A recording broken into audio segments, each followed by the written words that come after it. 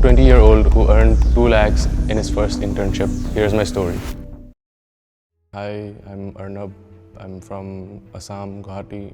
I'm currently in Bengaluru pursuing my bachelor's in computer science. No, my parents were never like that. They always just told me one thing: it doesn't matter what you do, just work hard and eventually you'll get good enough that you'll be stable enough to support yourself and your family. And even my friends, like none of them are like hardcore studious students would be like that. So I don't think I've ever faced pressure like that.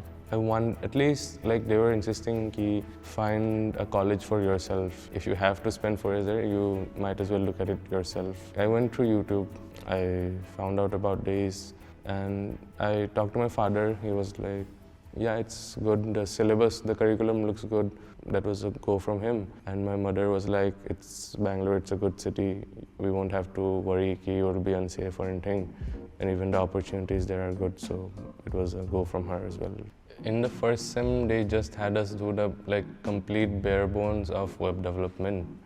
Like how web development, I guess, I don't know the actual history of it, but I think that's how it started. HTML, JavaScript and CSS, that's all you need to build a website. For new students, it'd be those 3 topics we'll be focusing on. And DSA, which is a pain, but every engineer has to go through it. DSA is I compared to in maths, we had those paragraph questions, basically a story. That's, I guess, how the closest thing I would compare DSA to. But if you practice it enough and you actually understand the logic behind it, if you can do it on paper, you can write it out into the code. It's just another language to convey what the actual thought process of yours is. Sorry to interrupt your video, but this is a very important information for you. Polaris admission test or PAT is now live, and every 14 days there's a new intake of students who give the PAT test every fortnight. Thousands of students have already given the test, and this is their first step of becoming the top 0.1% software developers of tomorrow. Polaris admission test में physics और chemistry के academic सवाल नहीं होते हैं, बल्कि most of the paper is actually designed after mental ability, logical reasoning and your arithmetic capabilities. And if you don't want to give maths, there is also an option for you जहाँ पे आप पूरा PAT सिर्फ coding पे ही दे सकते हो, because ultimately जब आपको लाइफ में करना ही कोड है, so we should also assess you only and only on code. आप Polaris आओ या ना आओ, but I would highly urge that you go and give the test, because that test will give you a very strong indicative idea of what a modern industry-led software engineering curriculum actually looks like. The link is in the description. 3 things one should focus on. Network, I remember in my first sem, I think I at least said hi to all the students, because you never know who will come in handy when, and even your teachers, the founder of the college and stuff, they'll all come in handy. Go on LinkedIn, make connections, network. Second would be, for a first sem student, don't ignore your studies. That's what you'll be doing for the next 4 years. If you don't like it, you at least have to realize now that you don't like it, so that you can not waste 4 years of your life, and if you like it also. And third would be, have fun. It's for most people it will be their first sem, not changing colleges and drops and stuff. So it will be a completely new life, coming away from your home and staying with friends, and the hostel life, the college life, everything. Yeah, the initial HR screening call that I got, I missed that because I was applying for OneRoute, the other company. So I texted her and I called her 2-3 times, and I got the call back. She's like, it's okay, no issues. We liked your resume, we'll have a short 15-minute chat tomorrow. He asked me 2-3 basic questions. He asked me to talk about the project. At the end, he was like, you're good enough, we'll give you the next round basically about the interview. Next day, I had the actual 1.5 hour interview. So it started off with initial the introductions and stuff. Then he asked me theoretical questions, I guess, 5-10 lines of code. What does it do? How does it work? What will be the output and stuff like that.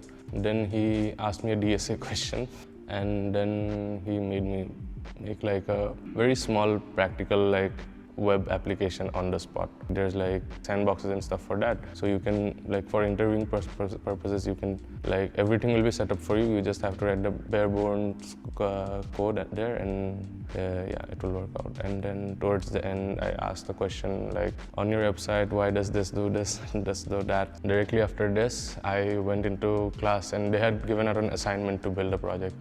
So I started working on that. But in the middle of that, I got the call that we are picking you. So I left the project, everything, and went home and slept peacefully.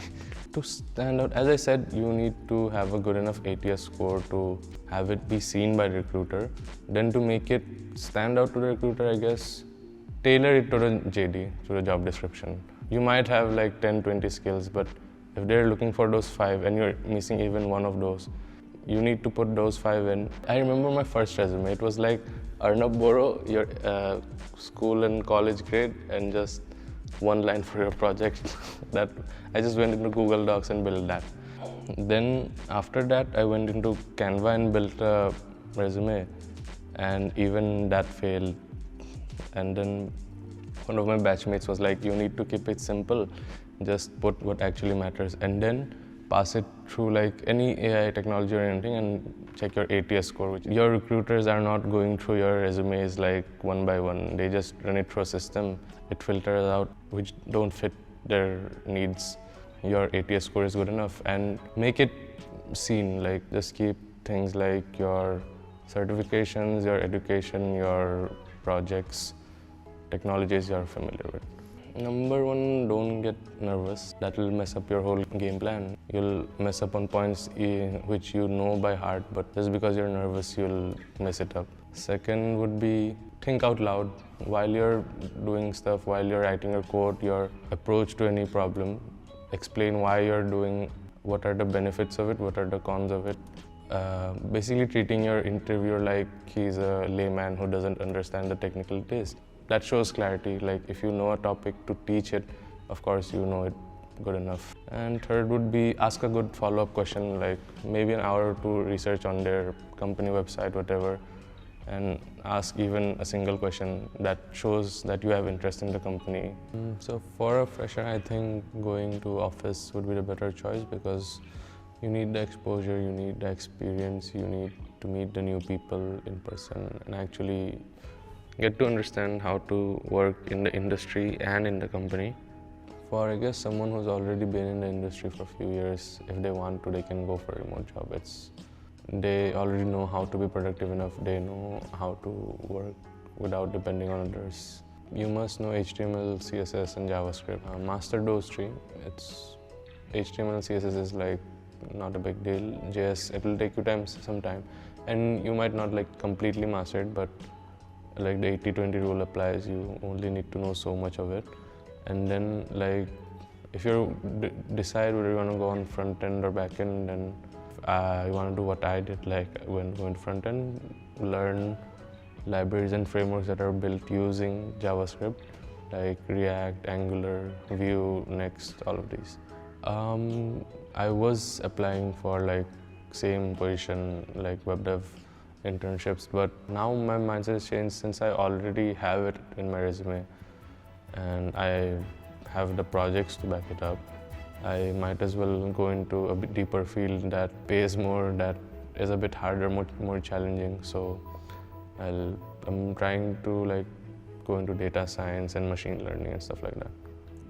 It's simple. It's not easy, but it's simple. You just have to do DSA every day, build your projects and keep learning new technologies, because this is like a field that will always keep evolving. You can't get stuck up, you can't focus on the past.